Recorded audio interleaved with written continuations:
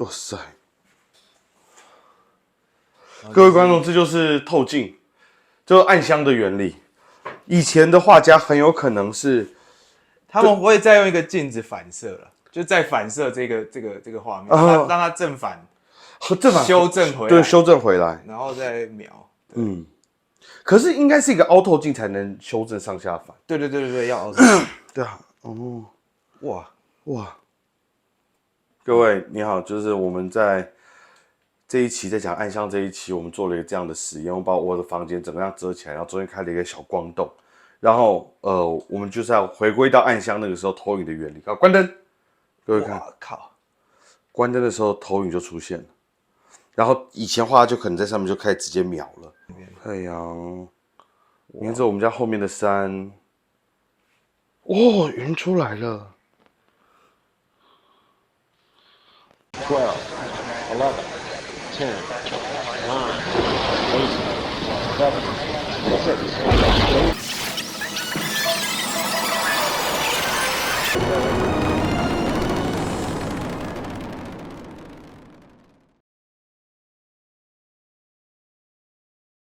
Hello guys, welcome to Pendiverse 日漫绘画以及画家的频道，我是杨力。那我们今天要聊什么？我们今天要接续了我们这样子一直以来的这个系列。刚刚第一集讲的是写实绘画，然后第二集再来就是讲照染古典，什么是古典技巧这件事情。那我们今天呢要讲这个系列的第3个子题：人类什么时候才开始画得像？我记得我很小的时候看那个艺术史的书，它开篇第一篇介绍就是乔托，然后它里面讲的很好玩，然后乔托是人类历史当中第一个画出立体感的人，那本书说的。可是那个时候你翻开书看乔托的时候，你有什么感觉？就是好像画的不是很像，而且你知道那个书写的特别好玩，就是说乔托还开始画一些自然主义的背景。在乔托以前那个圣像画，那个后面都发圣光，那马赛克画那个一个君王这样子，然后后面还发圣光，上面还有光环。那乔托也有画上面那个光环啦，但是后面开始出现石头、天空这样的自然景物，反正就是花了一通在那边论述。他在论述的过程当中，还会暗示一个很好玩的事情，就是说乔托差一点就要画到像。我记得那个时候我看到的时候，我就想说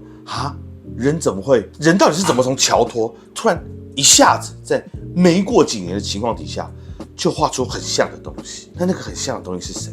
就是那个北方的凡艾克。相信记得那时候凡艾克当时一出来的时候，他跟乔托的他的年纪差距不是很远的那种，就是你会好奇说，到底发生了什么，出现了从乔托到凡艾克的这样子一个拟真度上面的这种革命性的提升。当然，各位一定会好奇说，不对啊，杨力，我觉得乔托的1306年到凡艾克的1434年，中间不是差了一个小100年吗？我现在一定会这个好奇，但我们不妨把这个时间尺度拉得更广来看，我们就讨论埃及文明。埃及文明最早第一个王朝是在公元前的3100年，那最后这个埃及结束于亚历山大的征服，在公元前的332年。各位看一下从公元前3100年到公元前的332年这一整段璀璨的埃及文明当中，他们的艺术表现、壁画、浮雕，其实并没有想象中有出现这么巨大的转变跟差别。而从乔托到凡艾克这100多年的历史当中，他们出现的差异绝非只是风格上的不同哦，应该是出现了一些神秘的技术，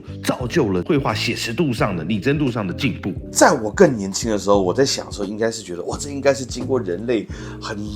久远的练习、智慧的积累，最后终于到达那一步。直到我看到这一本书，就是这本霍肯尼的这个隐秘的知识。当时霍肯尼在这本书当中，他就 focus 在一件事情上面，就是人是如何开始画得很像，他讨论像这件事情，到底这件事情是怎么达到的，如何使它成为可能。在这过程当中，他提到一些很好玩的观点，渐渐的他发现这里面其实有一个是我们看不见的手，而那个东西就是一种科技，那个科技的名字就是暗箱。我们今天在拍节目之前，早先的时候我们不是已经在房间里面示范暗箱到底会出什么样的效果吗？简单的说，暗箱就是这样，它透过光的折射，两个房间一明一暗，然后暗箱这个房间，它可以是箱子，也可以是暗室，就是一个非常漆黑的地方，中间开了一个口，而这个房间所看到的东西，会透过这个光学成像的原理，打在暗箱这边的墙上或者是画布上，然后画家只需要把它描下来就可以。就是暗箱的出现，所以导致于人类突然之间可以把画面做得非常的拟真，就是属于拟真到靠北的那种情况底下。我们现在想啊，就是说很多我们以为的古典大师，我们现在争论都不是他到底用的是什么技巧，用的是照染还是直接画法，这根本都不是重点，因为很有可能的是，他们很多是描出来的。他从起稿上色到画完，都是在投影机下描完的。各位，你就想象什么是暗箱，就是你投一个投影机在画布上，然后你就看它什么颜色，就把那个颜色调好放上去，调好放上去，把这一个工作全部做完之后，这张画就完成了。这个东西根本就不是谈论技巧的问题，而是它有你不知道的技术。在以前，我们讨论比如画得像这件事情，什么东西叫画得像？比如说我今天画嘉庆，然后我画完嘉庆，他妈妈来到我的画室，看到这张画，说：“哎，这不是嘉庆吗？”于是像就达成了。基本上只要在个体之间有一种共识，这就可以被我们称之为像。但是各位注意啊，这种像其实还停留在一种很主观的、无法被完全把捉的一个状态。但是到了透镜的出现，各位发现没有，像不像这件事情开始出现标准答案，而且那个答案是标准到就是让你觉得靠北。这样才叫像。我们总是很喜欢争论你是不是写生的哦，你很喜欢争论说到底绘画跟摄影有什么不同。但是我必须要告诉你一件事情，其实摄影已经偷偷打败绘画很久了。但是这件事情到什么时候才发现呢？到我们出现感光相纸，我们的化学材料突飞猛进的进步，可以把光固化下来的那一瞬间，我们才知道哦。原来之前打败我们的其实就是这种光学的这种科技，就是一种摄影，只是之前没有固化的手段而已。这本书里面其实有好多的例子，那我们今天就举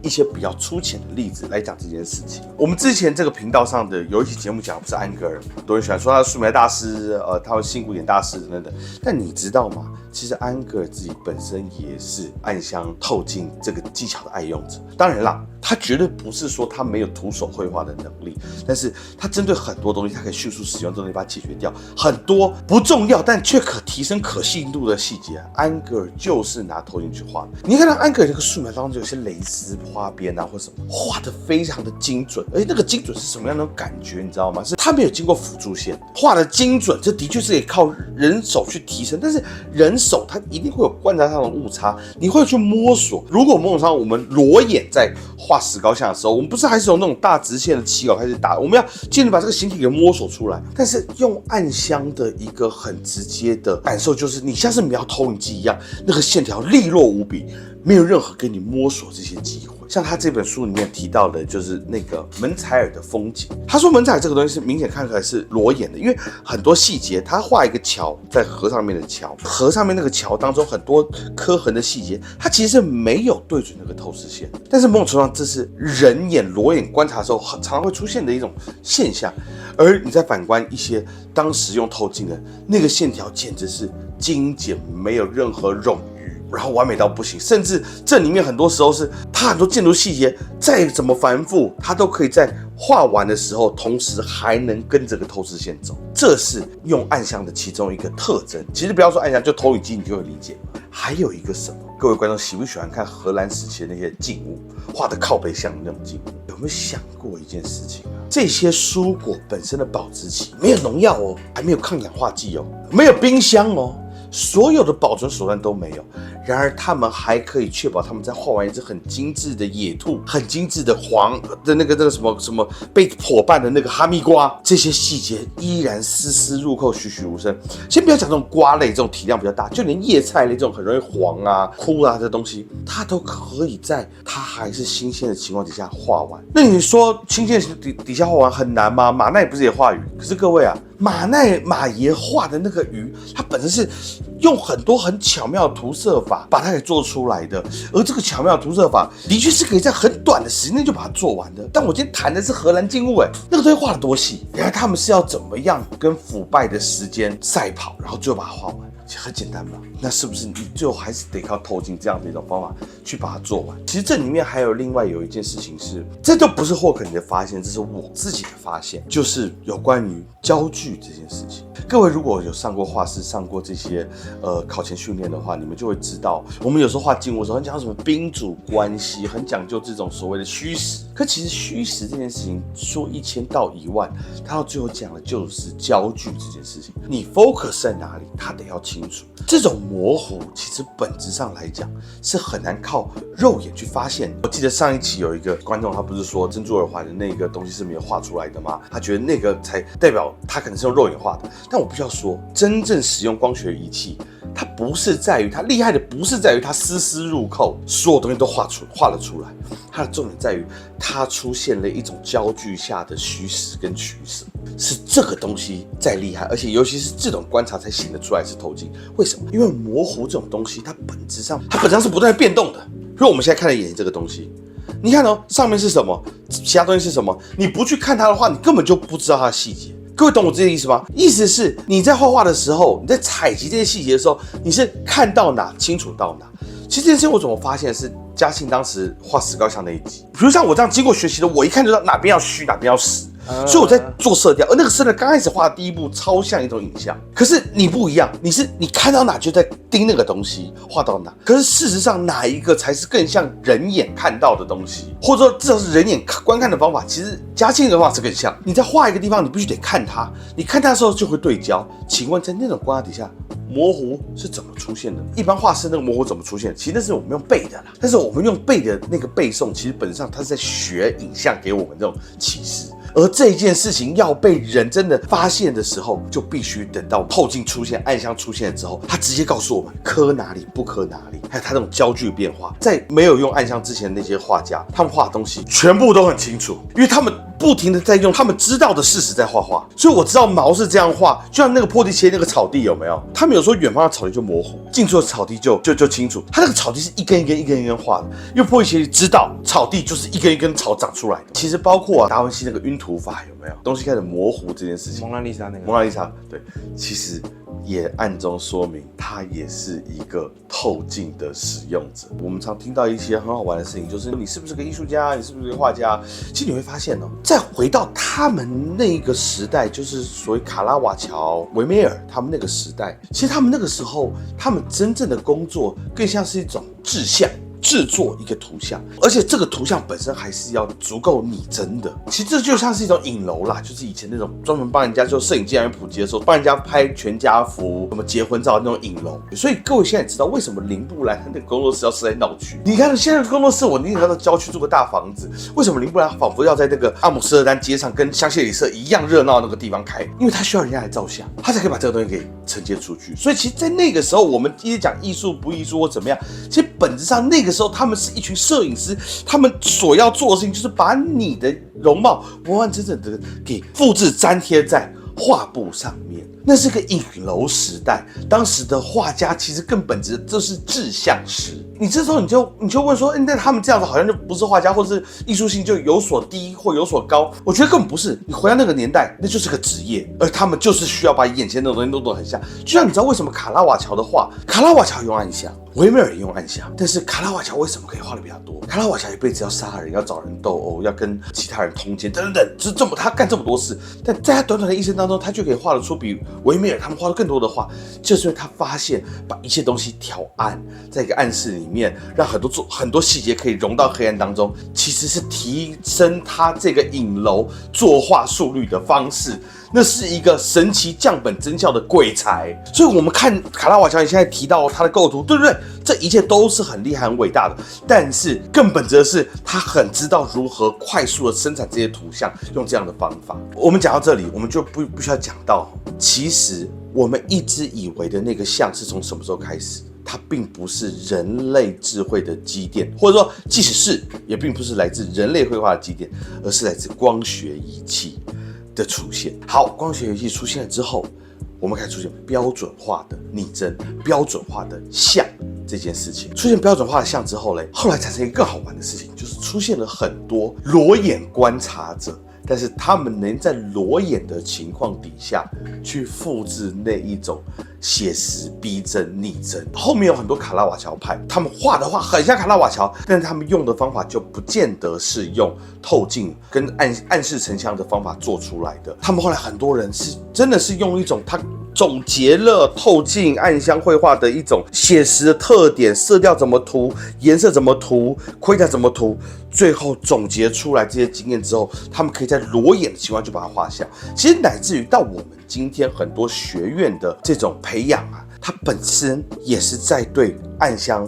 用裸眼的方法进行的一种训练。某种程度上，科技出现了，裸眼画家也能画出这样的效果。但在这之前，这一件事情根本是没有办法达到，也没有办法想象的一件事情。好了，那讲到这边，我相信这时候大家心中会有个疑问，就是靠，原来我所喜欢的这些古代绘画大师全部都是作弊的。你可能会很生气的说，靠，我今天开始我们就不要再喜欢他们了，都是骗子。我们应该来讨论一下，就是他们这个东西算不算是一种作弊？我觉得回到他们的一个志向者时代，这个影楼艺术时代，我觉得那个时候因为光没有办法被固化下来，所以那个时候其实我们对于绘画的认知跟需求，其实也就是这样，把有钱人的积木给画下来，把有钱的容貌也画下来，把王室的伟大也画下来。你说他们算不算作弊吗？我觉得你就想象今天的科技业，如果它有一个很神奇的高科技，可以降本增效做东西，那它算作弊吗？还是它其实是一个更有实力的竞争者？我举个例子哦，在之前罗丹他好像做了一件青铜时代，当时这件作品呢，他拿去投比赛，然后被比赛推荐。比赛推荐的理由是说这件作品做得太像了，以至于像到是翻模翻出来。各位知道翻模吧？就是把一个人就固在那边，然后把它做好分模线，然后把模具打开来，然后最后在里面灌进材料，最后一个真人当啷栩如生的出现了。当时很多人怀疑他翻模，所以就把这件作品退回去。可是好玩的事情是，当时其实法国沙龙他就是要求人们可以把雕像做得很像，然后他做完之后又被人家怀疑是翻模。我觉得这件事情本身是很矛盾的。你要的那个结果，事实上靠一种作弊方法是可以做到，但你要人家完全的用肉身裸眼的方法把它做完，这样子。甚至还有人会讨论说，哦，那个雕塑啊或绘画应该是结果论还是过程论？是过程比较重要还是结果比较重要？那我必须得说一个事情，就是其实它的重点完全不在于它是不是过程论或是不是结果论，而是那一个比赛所设的目的本身就太狭隘了。我们一直纠结于这个东西是不是拿暗箱做的，代表我们只在乎绘画当中的一个小部分，叫做拟真，叫做逼真。而事实上，绘画远比这个东西广大了很多。各位或许会觉得拟真就是一种绘画能力的再现，但是我会问你，难道你觉得一个小孩子很会打珠算，就代表他是一个数学大师吗？你也知道，数学不只是心算，不只是珠算，数学不是算术，对吗？所以回到刚刚罗丹的案例，回到我们刚刚讲的，就是这些人到底算不算作弊的案例。我觉得，如果你觉得这些人算是作弊的话，那说明你对于绘画的侧重点完全都错了，你完全把绘画矮化成一个制像的过程。那如果你在乎的是裸眼制到像，制到最像，那么好吧，那他们是作弊。但是我必须要跟你说的事情是，如果你现在还想把画画的跟你看到的东西、肉眼看到的、相机看到的一模一样的话，那我还是建议你还是别画了吧，因为有人做的比你更好。这就是这一期有关于暗箱透镜跟这些大师到底是不是用描的这一期。OK， 这里是 Painterverse， 一个关于绘画以及画家频道，我是杨力，我们下次再见，拜拜。我们前面那一期不是讲那个就是什么是写实虚被我们看到那个东西吗？就他一直以为说他妈的人家是多么什么努力啊，然后科学啊方法，他一直以为是科学的认知造就了这个东西，但其实并不是科学训练方法，而是科学本身，就是这种科技啊。对，就是什么科技很活，他以为是科技跟很活加在一起，没有，就是科技这件事情。他们当时就很错乱，他们去了西方，然后西方竟然告诉我说，你们因为西方当时正恰逢现代主义嘛，现代主义其实它是有绘画复兴，就人们重新回来问什么是绘画这件事情。我觉得如果那个时候直接西方人给他一台透镜，给他一个暗箱，我们今天的什么就华人什么中央美院啊，什么台湾师范大学，绝对不会在那边就是告诉你要画的很写实或怎么样。因为中国画本来就在这一点耕耘很久了。中国的绘画就是绘画，他没有说我一定要弄一个饥渴乱真的东西，我不是要弄一个窗户让你以为是错觉可以走进去，它就是让你欣赏笔墨跟对象的一种相互关联而已。因为他就只要送给我们一台这个，现在台博艺博也不会再跑出那种什么画什么大楼啊，画什么海浪啊，对啊，就画什么这种画巴黎啊，就完全不知道在干嘛的东西，你知道吗？